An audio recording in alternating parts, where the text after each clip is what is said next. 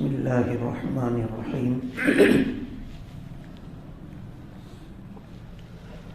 الحمد للہ رب العالمین والعاقبۃ للمتقین والصلاة والسلام علی رسولہ محمد وعلی آلہ وصحبہ اجمعین. اما بعد فقد قال رسول اللہ صلی اللہ علیہ وسلم الدعاء مخ العبادہ او کما قال النبی صلی اللہ علیہ وسلم.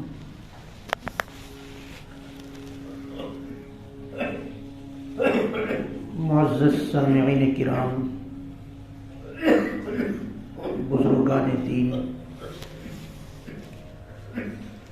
اللہ رب العزت نے ہمیں اپنی عظیم نعمت اسلام سے نوازا ہے.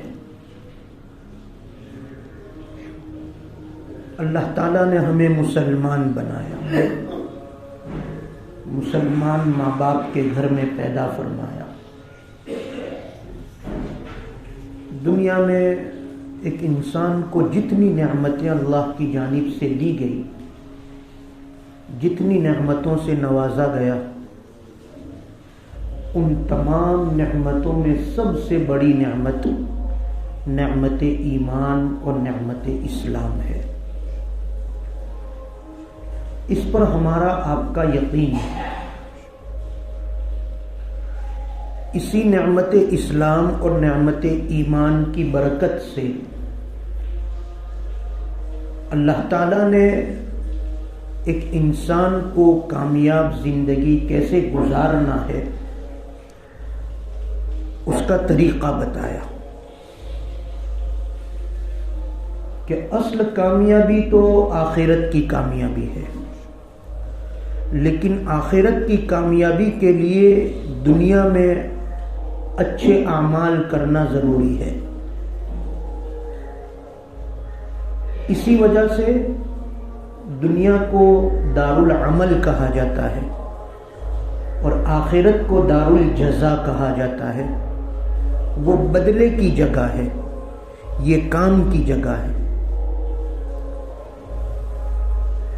ہم انسان یہاں دنیا میں آئے، کسی کی زندگی میں خوشی آتی ہے، کبھی کسی کی زندگی میں غمی آ جاتی ہے، تکلیف بھی آ جاتی ہے،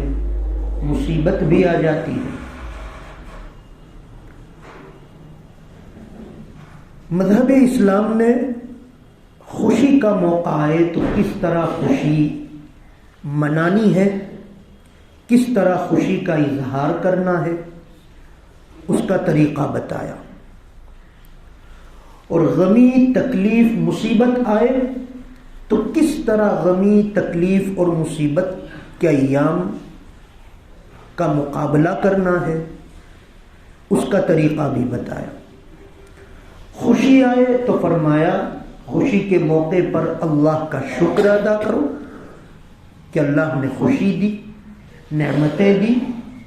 اور غمی آئے تو ایسے موقع پر صبر کرو، اور اس غمی اور تکلیف کو دور کرنے کے لیے جو علاج بتائے ہیں، جو طریقے بتائے ہیں، ان طریقوں کو اختیار کرو صبر کرتے ہوئے. علماء نے عجیب و غریب معیار بیان فرمایا ہے کہ جب انسان پر کوئی تکلیف آتی ہے تو وہ تکلیف اللہ کی جانب سے اس پر آزمائش ہے، یا یہ کہ وہ تکلیف اللہ کی جانب سے اس پر عذاب ہے. کیسے پتہ چلے گا کہ یہ آزمائش اور امتحان ہے؟ اور اس تکلیف کے بارے میں ہمیں کیسے پتہ چلے گا کہ یہ اللہ کی جانب سے عذاب ہے؟ علماء نے اس کا طریقہ بتایا، اور وہ طریقہ یہ بتایا کہ کسی مصیبت کے آنے کے بعد،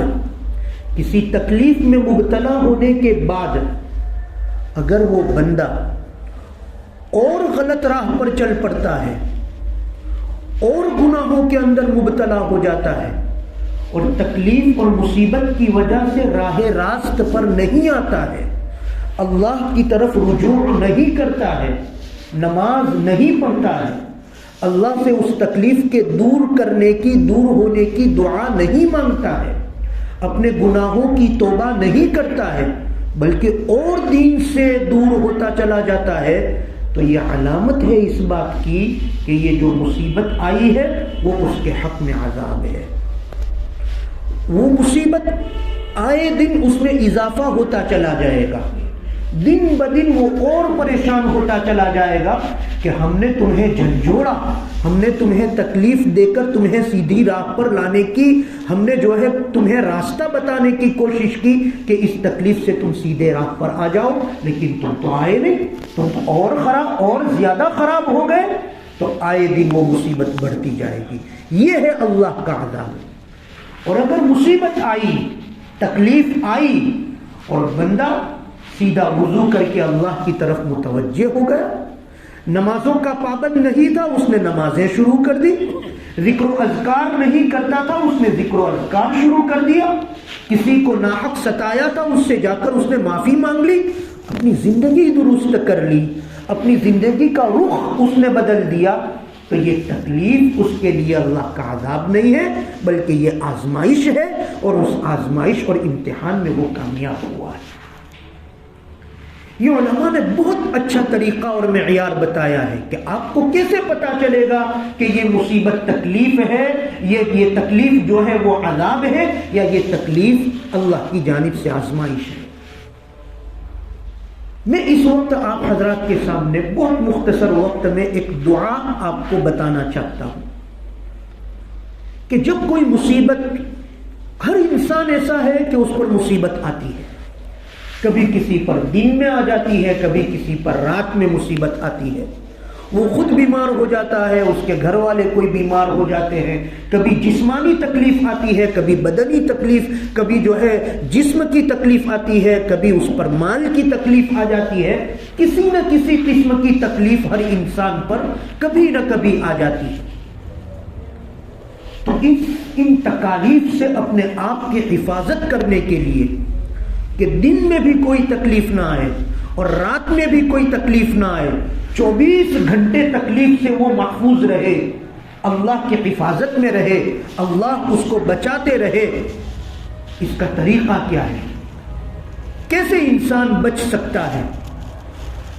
اس کے لیے ایک چھوٹی سی دعا جناب رسول اللہ صلی اللہ علیہ وسلم نے ہمیں بتائی ہے، وہ دعا آج بتانا چاہتا ہوں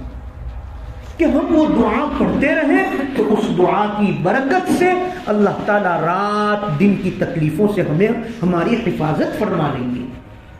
تکلیفیں نہیں آئیں گی۔ لیکن یہ جو دعائیں ہوتی ہیں،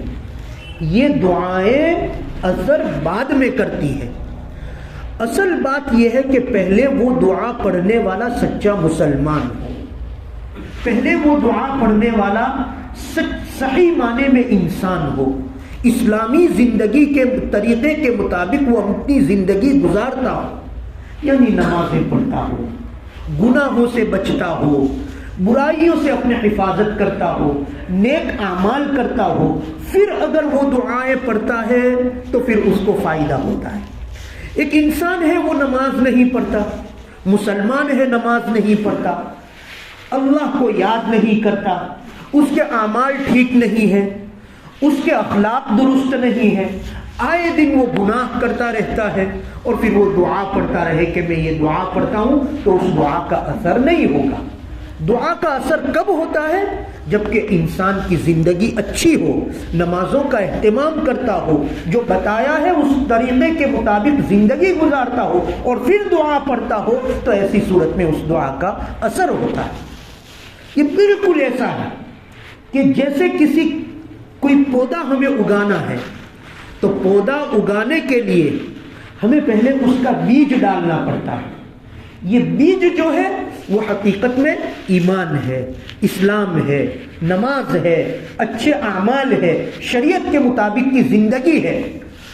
وہ بیج ڈالا جائے گا تو پھر پودا اگے گا،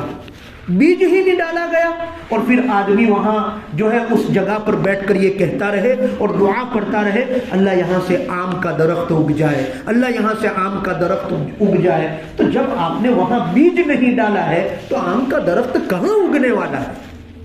یہ جو دعائیں ہوتی ہے اس کی مثال کھاد کی ہوتی ہے۔ جب کھاد ڈالتے ہیں کسی پودے میں تو وہ اچھا جلدی سے اگ نکلتا ہے، اس پر پھل زیادہ آتے ہیں۔ بس اسی طرح سے ایمان اور اسلام اور نماز کے ساتھ جب دعاؤں کا اہتمام کیا جاتا ہے تو اللہ تعالیٰ مصائب سے حفاظت فرماتے ہیں، تکالیف سے حفاظت فرماتے ہیں، اللہ تعالیٰ گھروں میں برکتیں پیدا فرماتے ہیں۔ میں آپ کو ایک دعا بتا دیتا ہوں۔ اللہ کے نبی صلی اللہ علیہ وسلم نے فرمایا، ابو داؤد شریف اور ترمذی شریف میں یہ روایت ہے، حضرت ابان ابن عثمان، یہ اس نام کے ایک بہت بڑے عالم گزرے ہیں، ابان ابن عثمان، حضرت عثمان ابن عفان رضی اللہ تعالی عنہ کے بیٹے ہیں، ان کے صاحبزادے ہیں۔ حضرت عثمان ابن عفان ہم اور آپ جانتے ہیں اللہ کے نبی صلی اللہ علیہ وسلم کے صحابی ہیں، تیسرے خلیفہ ہیں۔ پہلے نمبر پر حضرت ابو بکر، دوسرے نمبر پر حضرت عمر اور تیسرے نمبر پر حضرت عثمان ابن عفان۔ حضرت عثمان ابن عفان رضی اللہ تعالی عنہ کے بیٹے ہیں، ان کے صاحبزادے ہیں۔ وہ فرماتے ہیں کہ مجھے میرے والد حضرت عثمان نے یہ بات بتائی کہ اللہ کے رسول صلی اللہ علیہ وسلم نے فرمایا، اگر کوئی شخص یہ دعا روزانہ صبح شام 3 مرتبہ پڑھ لیتا ہے تو اللہ تعالیٰ ہر مصیبت سے اس کی حفاظت فرماتے ہیں، ہر تکلیف سے اس کی حفاظت فرماتے ہیں۔ ایک حدیث میں دوسری جگہ ہے، اللہ تعالیٰ اچانک آنے والی مصیبت سے اس کی حفاظت فرماتے ہیں۔ وہ دعا کیا ہے؟ وہ دعا ہے بسم اللہ الذی لا یضر مع اسمہ شیء فی الارض ولا فی السماء وهو السمیع العلیم۔ بہت چھوٹی سی دعا ہے، بسم اللہ الذی لا یضر مع اسمہ شیء فی الارض ولا فی السماء وهو السمیع العلیم۔ میں اپنے دن کی ابتدا اور اپنے رات کی شروعات اس ذات کے نام سے کرتا ہوں کہ جس کے نام کی برکت سے آسمان اور زمین کی کوئی چیز نقصان نہیں پہنچا سکتی۔ میں اپنے دن اور رات کی ابتدا اس ذات کے نام سے کر رہا ہوں جس ذات کے نام کی برکت سے آسمان اور زمین کی کوئی چیز نقصان نہیں پہنچا سکتی۔ بسم اللہ الذی لا یضر مع اسمہ شیء فی الارض ولا فی السماء وهو السمیع العلیم۔ وہ ذات سننے والی ہے اور وہ ذات باخبر ہے، جاننے والی بھی ہے۔ یہ دعا اگر کوئی بندہ، کوئی شخص صبح شام اگر 3 مرتبہ پڑھ لیتا ہے، اللہ کے نبی صلی اللہ علیہ وسلم فرماتے ہیں کہ اس پر جو ہے دن رات میں کوئی تکلیف نہیں آئے گی، ہر تکلیف سے وہ محفوظ رہے گا۔ یہی حضرت ابان ابن عثمان جو یہ حدیث بیان کرتے ہیں، ان کا ایک بہت عجیب و غریب واقعہ، بہت دلچسپ واقعہ جو ہے ابو داؤد شریف اور ترمذی شریف میں لکھا ہوا ہے۔ حضرت ابان ابن عثمان یہی حدیث پاک جو ابھی دعا آپ کے سامنے پڑھی، یہی حدیث پاک یہ دعا اپنے شاگردوں کو بتا رہے تھے، اپنے تلامذہ کے سامنے یہ حدیث بیان فرما رہے تھے۔ اس وقت حضرت ابان ابن عثمان کو لقوہ ہو گیا تھا، فالج ہو گیا تھا۔ ہم اور آپ جانتے ہیں لقوہ اور فالج، ان کو فالج ہو گیا تھا۔ تو حضرت ابان ابن عثمان جب یہ حدیث بیان کر رہے تھے تو اس وقت شاگردوں میں سے، مجمع میں سے اس حدیث کو بیان کرتے کرتے جب وہ فارغ ہوئے تو مجمع میں سے ایک شخص نے آپ کو سوالیہ نظر سے دیکھا، سوالیہ نظر سے دیکھا۔ اس نے سوالیہ نظر سے اس لیے دیکھا کہ اس نے اپنے دل میں یہ سوچا، اس نے یہ گمان کیا کہ آپ ہمارے استاد ہیں، آپ صحابی رسول کے صاحبزادے ہیں، بیٹے ہیں، آپ کے پاس یہ حدیث پاک موجود ہے کہ اگر کوئی شخص یہ دعا پڑھے تو اس پر کوئی تکلیف دن رات میں نہیں آتی ہے، اور ہمیں یہ یقین ہے آپ ہمارے استاد ہیں، اس لیے کہ آپ ضرور بھی ضرور یہ دعا پڑھتے ہوں گے، اس حدیث پر آپ کا عمل ہوگا، اس لیے آپ ضرور یہ حدیث اس دعا کو پڑھتے ہوں گے۔ جب آپ یہ دعا پڑھتے ہیں تو پھر آپ کو یہ لقوے کا اثر کیوں ہوا؟ آپ کو یہ فالج کیوں پڑا اگر آپ یہ حدیث یہ دعا پڑھتے ہیں اور اس حدیث پر عمل کرتے ہیں تو؟ اس لیے کہ حدیث میں تو کیا فرمایا، جو یہ دعا پڑھے گا اس کو کوئی تکلیف نہیں ہوگی، تو آپ یہ دعا پڑھتے ہیں لہذا آپ کو یہ فالج کی تکلیف نہ آنی چاہیے تھی، جبکہ ہم دیکھ رہے ہیں آپ کو تو لقوے کا اثر ہے۔ یہ اس نے زبان سے نہیں کہا تھا، اس نے صرف سوالیہ نظر سے دیکھا، استاد فوراً سمجھ گئے کہ یہ آدمی اس کے ذہن میں یہ سوال آیا ہے، تو فوراً آپ نے اس کا جواب اسی وقت دے دیا استاد نے کہ جناب یہ حدیث بالکل صحیح ہے، جیسی میں نے میرے والد حضرت عثمان سے سنی تھی بعینہ اسی طرح سے میں نے تمہارے سامنے یہ حدیث بیان کی ہے، اس میں ذرہ برابر کمی بیشی نہیں کی۔ اور حضرت عثمان نے یہ حدیث جس طرح سے جناب رسول اللہ صلی اللہ علیہ وسلم سے سنی تھی، حضرت عثمان نے بھی اسی طرح سے بیان کی ہے۔ حدیث اپنی جگہ پر بالکل صحیح ہے، بالکل سچی ہے، کوئی اس پر عمل کرے تو اس کو کوئی تکلیف نہیں ہوگی۔ جہاں تک تعلق ہے میرا کہ مجھے یہ مصیبت کیوں آئی، میں اس حدیث پر عمل کرتا ہوں، میرا عمل ہے اس پر، لیکن بات یہ ہے کہ ایک دن صبح میں بہت زیادہ غصے میں تھا، ایک دن صبح میں بہت زیادہ ناراض تھا، غصے میں تھا، اس غصے کی وجہ سے اس دن صبح میں یہ دعا پڑھنا بھول گیا تھا، تو میں اس دن یہ دعا پڑھ نہیں سکا۔ میری تقدیر میں اللہ تعالیٰ نے فالج کی بیماری اور فالج کی مصیبت لکھی تھی، تو اس دن یہ فالج کی بیماری اور یہ فالج کی تکلیف مجھ پر آ گئی، ورنہ حدیث اپنی جگہ پر بالکل سچی۔ وہ دعا کیا ہے؟ بسم اللہ الذی لا یضر مع اسمہ شیء فی الارض ولا فی السماء وہو السمیع العلیم۔ ایک کتاب ہے جس کا نام ہے الفتوحات الربانیہ، اس کتاب میں لکھا ہے کہ امام قزوینی رحمت اللہ علیہ فرماتے ہیں کہ میرا معمول یہ ہے کہ میں روزانہ صبح شام یہ دعا پڑھتا ہوں، لیکن ایک دن میں یہ دعا پڑھنا بھول گیا، اس دن مجھے بچھو نے آ کر کاٹ لیا تھا۔ حضرت خالد ابن ولید رضی اللہ تعالی عنہ اللہ کے نبی صلی اللہ علیہ وسلم کے صحابی ہے، ہم اور آپ اچھی طرح سے جانتے ہیں خالد ابن ولید رضی اللہ تعالی عنہ۔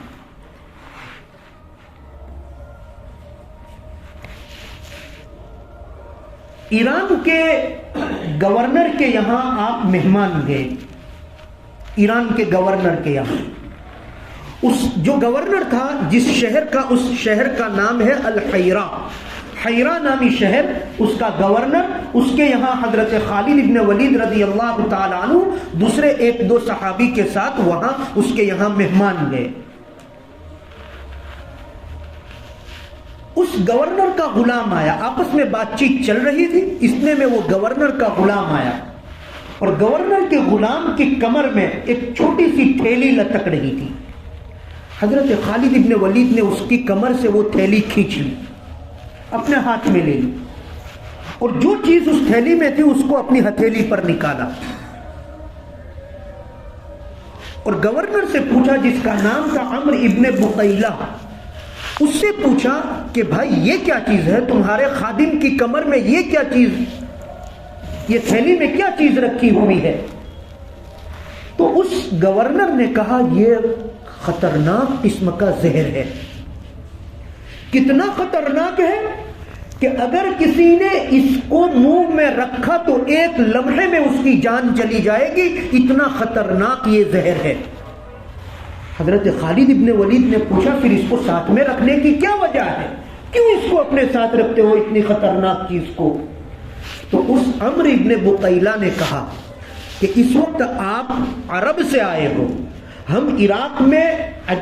میں اجمی ہیں، آپ ہمارے یہاں ایک معاملہ طے کرنے کے لیے آئے ہو، معاہدے کے لیے آئے ہو، آپ ہمارے پاس ایک کام سے آئے ہو، تو یہ میں اپنے ساتھ اس لیے رکھتا ہوں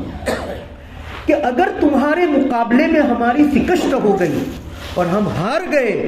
تو میں نے یہ سوچ کے رکھا ہے کہ اگر میری ہار ہو جائے گی اور میری شکست ہو جائے گی تو میں یہ زہر لے کر اسی وقت میں پی لوں گا، اس لیے کہ میں اپنی قوم کو، اپنی برادری کو، اپنی بستی والوں کو ہارا ہوا منہ بتانے کے لیے تیار نہیں ہوں۔ میں یہ نہیں چاہتا کہ تمہارے مقابلے میں میں ہار جاؤں تو میں ہارا ہوا منہ لے کر، شکست خوردہ منہ لے کر میں اپنی بستی والے کے پاس جاؤں۔ اس سے بہتر یہ ہوگا کہ میں اپنی جان ختم کر دوں، اس لیے میں یہ زہر اپنے ساتھ رکھتا ہوں تاکہ جو ہے تمہارے مقابلے میں ہار جاؤں تو پھر مجھے اپنی بستی والوں کا سامنا نہ کرنا ہو، اس لیے میں اس کو ساتھ میں رکھتا ہوں۔ حضرت خالد ابن ولید نے فرمایا کوئی بھی انسان اور کوئی بھی جاندار اس وقت تک اس پر موت نہیں آ سکتی جب تک کہ اس کا وقت موعود نہ آ جائے۔ اس کا موت کا وقت جو متعین ہے اس وقت تک کسی کو موت نہیں آ سکتی۔ اور یہ کہہ کر حضرت خالد ابن ولید رضی اللہ تعالیٰ عنہ وہ زہر اپنے منہ کے پاس لے گئے اس کو پھانکنے کے لیے، اس کو نگلنے کے لیے اپنے منہ کے پاس لے گئے اور یہ دعا پڑھے بسم اللہ الذی لا یضر مع اسمہ شیء فی الارض ولا فی السماء۔ یہ دعا پڑھتے ہوئے وہ زہر اپنے منہ کے پاس لے گئے۔ مجمع میں جو لوگ تھے انہوں نے آپ کو روکنا چاہا، جناب بہت خطرناک زہر ہے، بہت جو ہے تیز زہر ہے، اگر اس کو منہ میں رکھ دیں گے تو ایک لمحے میں جان چلی جائے گی۔ ابھی لوگ آپ کو روکے اس سے پہلے آپ نے وہ زہر منہ میں ڈال دیا اور اس کو نگل بھی گئے۔ لیکن اس دعا کی برکت سے حضرت خالد ابن ولید رضی اللہ تعالیٰ عنہ پر اس زہر کا کوئی اثر نہیں ہوا۔ معلوم ہوا کہ بہت زیادہ اثر کرنے والی یہ دعا ہے۔ یہ دعا حدیث کی کتابوں کے اندر لکھی ہوئی ہے۔ اس سے معلوم ہوا کہ یہ دعا اگر پڑھی جائے تو اس دعا کی برکت سے ہم دن رات کی مصیبتوں سے، دن رات کی تکلیفوں سے، دن رات کی آفتوں سے ہماری حفاظت ہو سکتی ہے۔ میں نے اس کے سلسلے میں آپ کے سامنے یہ واقعات پیش کیے۔ کتابوں میں ایک اور واقعہ لکھا ہے، میں اپنی بات 2 منٹ میں پوری کر دوں گا۔ کتابوں میں ایک اور واقعہ لکھا ہے، ایک عثمان ابن محمد نام کے ایک شخص ہیں، وہ کہتے ہیں میں اپنے استاد کے پاس ایک کتاب پڑھ رہا تھا مکہ مکرمہ میں، استاد کے سامنے بیٹھ کر کتاب پڑھ رہا تھا، کتاب الفرائض پڑھ رہا تھا۔ استاد کا نام ہے تقی الدین حورانی، تو تقی الدین حورانی کے پاس بیٹھ کر میں کتاب الفرائض پڑھ رہا تھا، اتنے میں ایک بچھو رینگتا ہوا ہے۔ میرے استاد نے اس بچھو کو ہاتھ میں پکڑ لیا اور ہاتھ میں پکڑ کے اس کو الٹ پلٹ کرنے لگے، اس سے کھیلنے لگے۔ میں نے کتاب رکھ دی اور کتاب رکھ کر میں میرے استاد کی طرف دیکھنے لگا کہ جناب بچھو ہے اور آپ اس سے الٹ پلٹ کر رہے ہیں۔ میں نے کتاب رکھ دی، پڑھنا بند کر دیا۔ استاد نے کہا کیوں پڑھتے نہیں ہو، پڑھو، سبق سناؤ، سبق پڑھو۔ میں نے کہا اس وقت تک میں سبق آگے نہیں پڑھوں گا جب تک آپ اس بچھو کا علاج مجھے نہ بتا دو کہ آپ کو اس بچھو سے ڈر کیوں نہیں لگ رہا ہے، آپ اس بچھو سے کھیلنا آپ نے کیسے شروع کر دیا، اور بچھو کا علاج کیا ہے، اس کا دم کیا ہے، اس سے نجات کیسے حاصل ہو سکتی ہے، وہ علاج آپ مجھے جب تک نہیں بتائیں گے اس وقت تک میں آگے سبق نہیں پڑھوں گا۔ تو استاد محترم نے کہا بھائی اس کا علاج تو تمہارے پاس ہے، میں کہاں سے اس کا علاج بتاؤں، تمہارے پاس یہ علاج پہلے سے موجود ہے۔ شاگرد نے کہا عثمان ابن محمد نے کہ مجھے معلوم نہیں ہے وہ علاج کیا ہے، آپ جو کہہ رہے ہیں کہ میرے پاس ہے مجھے معلوم نہیں ہے۔ کہا اللہ کے نبی صلی اللہ علیہ وسلم کی حدیث تمہیں پہلے سے یاد ہے، اور پھر یہ بتایا کہ یہ حدیث پاک ہے، حضور نے فرمایا یہ دعا پڑھ لی جائے صبح شام تو اس کو کوئی چیز تکلیف نہیں پہنچاتی، میرا معمول ہے کہ میں یہ دعا صبح شام پڑھتا ہوں اس لیے مجھے کوئی چیز تکلیف نہیں پہنچاتی ہے۔ میں نے دعا آپ کو بتائی، جو حضرات بعد میں آئے وہ بھی سن لیں۔ بسم اللہ الذی لا یضر مع اسمہ شیء فی الارض ولا فی السماء وہو السمیع العلیم۔ صبح بیدار ہونے کے بعد پہلی شرط تو یہ ہے کہ فجر کی نماز پڑھنی پڑے گی۔ کوئی بھی دعا اسی وقت اثر کرتی ہے جبکہ انسان کے پاس سچا پکا ایمان ہو اور ایمان کے ساتھ ساتھ اسلام کے جو فرائض ہیں ان فرائض پر وہ عمل کرنے والا ہو۔ میں نماز نہ پڑھوں، میں صبح 10 بجے اٹھوں، میں 9 بجے اٹھوں اور پھر پورا دن تسبیح لے کر وظیفہ پڑھتا رہوں، وہ وظیفہ اس کا ثواب ملے گا اللہ کا نام لینے کا، لیکن اس کا جو خاطر خواہ اثر ہونا چاہیے وہ اثر نہیں ہوگا، اس لیے کہ میں نے بیج ہی نہیں بویا ہے تو درخت کہاں سے نکل آئے گا۔ اس لیے ضرورت اس بات کی ہے کہ پہلے تو میں صبح اٹھوں تو اپنی جگہ پر وہی اٹھتے اٹھتے پہلے میں استغفر اللہ پڑھ لوں، استغفر اللہ استغفر اللہ استغفر اللہ 3 مرتبہ بستر پر ہی لا الہ الا اللہ محمد الرسول اللہ، لا الہ الا اللہ محمد الرسول اللہ 3 مرتبہ پڑھ لوں، اور پھر جو ہے اچھی طرح سے وضو کر کے میں نماز کے لیے آؤں، اور نماز پڑھنے کے بعد پھر مسجد میں اللہ جو توفیق دے وہ میں پڑھوں اور یہ دعا پڑھ لوں۔ رات کو سوتے وقت بستر پر جائیں تو اس وقت رات کو سونے کے جو وظائف اور جو چیزیں پڑھنے کے لیے کہیے، کوئی اتنی بڑی بڑی صورتیں یا وظیفے نہیں ہیں کہ جس کے لیے گھنٹے گھنٹے لگ جائیں، کوئی ایسی چیز نہیں ہے، 2 منٹ میں پڑھا جا سکتا ہے، 3 منٹ میں پڑھا جا سکتا ہے۔ بسم اللہ الذی لا یضر مع اسمہ شیء فی الارض ولا فی السماء وهو السمیع العلیم۔ اللہ تبارک و تعالی ہمیں اس طرح کی دعاؤں کے پڑھنے کی توفیق عطا فرمائے۔ اللہ تعالی ہم سب کی ہر قسم کی مصیبتوں سے، تکلیفوں سے اللہ تعالی ہم سب کی حفاظت فرمائے، اور اللہ تعالی اپنے دین کی صحیح